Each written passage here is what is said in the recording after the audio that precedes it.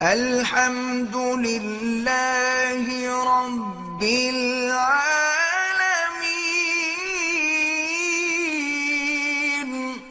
تو کتابوں میں لکھا ہے فقہ کی کہ جانور کی 7 چیزیں حرام ہیں، ناجائز ہیں۔ اس پہ بھی بعض لوگ اعتراض کرتے ہیں یہ حنفیوں نے اپنی طرف سے نہ ایک حلال کو حرام کر دیا۔ ان 7 چیزوں میں خصیتین بھی ہیں، جانور کی پیشاب گاہ بھی ہے اور رسولی بھی ہے۔ بھائی یہ اسی وجہ سے فقہاء نے اس کو ناجائز قرار دیا ہے کہ یحرم علیہم الخبائث، نبی کا ایک وظیفہ یہ بھی تھا کہ وہ خبیث چیزوں کو حرام کر دیں گے۔ تو اب ہر چیز میں انگلی پکڑ کے نہیں بتایا جائے گا یہ حلال ہے یہ حرام ہے، کچھ چیزیں تو بتائی جائیں گی، کچھ اصول اور ضابطے بتا دیے جائیں گے۔ جو جانور کے رسولی نکلتی ہے وہ گندا گوشت ہوتا ہے جو پھوڑے کی شکل میں آتا ہے، اس پھوڑے کو کھانے کے لیے الگ سے حدیث کی ضرورت نہیں ہے کہ پھوڑا کھانا حرام ہے جانور کا۔ سمجھ میں آ رہی ہے بات؟ اس کے لیے اتنا کافی ہے کہ وہ گندا گوشت ہے، وہ غلیظ ہے۔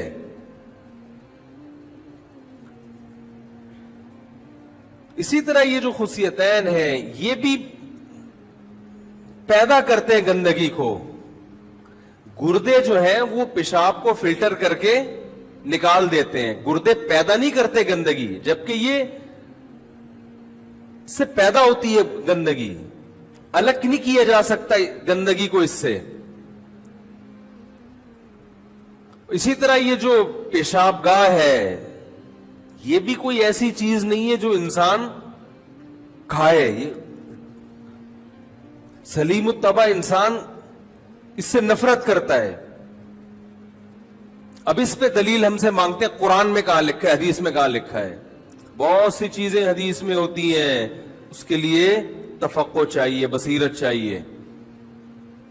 پھر بھی اگر آپ نہیں مانتے تو کم از کم طنز تو نہ کریں میرے بھائی، کھائیں آپ، دیگ بنا کے کھائیں، آپ دعوت کریں لوگوں کی کہ بھئی آج ہم نے یہ چیز پکائی ہے،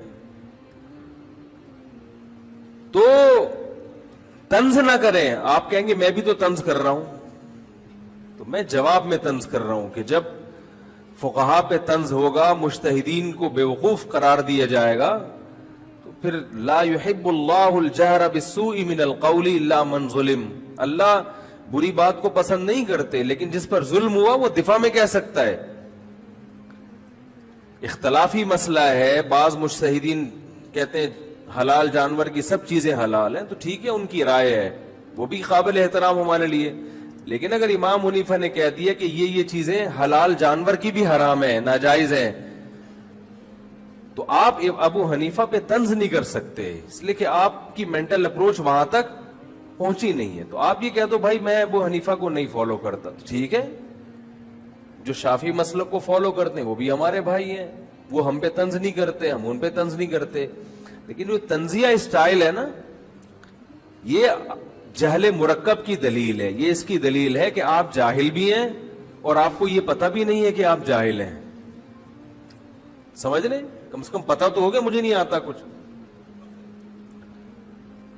تو جب لباس کو پاک رکھنے کا حکم تو باڈی کو اس سے زیادہ اور انٹیریئر جو ہے وہ اس سے بھی زیادہ، تو اس میں کوئی مشکوک چیز بھی نہ جائے، جس کے تبھی امام حنیفہ نے اس کو حرام نہیں کہا، مکروہ تحریمی، ناپسندیدہ۔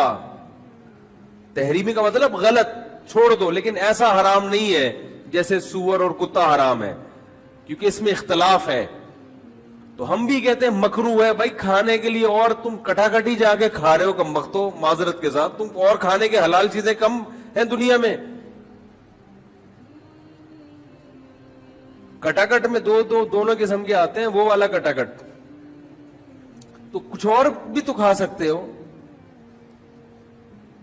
تو یہ اور اس پہ بہت دلائل ہیں، لیکن وہی بات ہے ٹاپک ہی چینج ہو جاتا ہے، پھر میں الگ ہی ٹریک پہ چل نکلتا ہوں۔ وہ ایسا ہی ہے جیسے آپ لاہور جا رہے تھے، راستے میں پانی کے لیے اترے، اتنا دور چلے گئے کہ سرگودا پہنچ گئے آپ، تو بھائی قریب میں مل گیا تو ٹھیک ہے, نہیں تو واپس آؤ, بیٹھ جاؤ ٹرین میں. تو کوشش میں اب بھی یہی کروں گا, جو ٹاپک ہے اس کو لے کے چلوں. دائیں میں تھوڑا بہت گئے تو واپس ٹرن مارا کھڑکی سے دوبارہ داخل, پھر آگے چلے.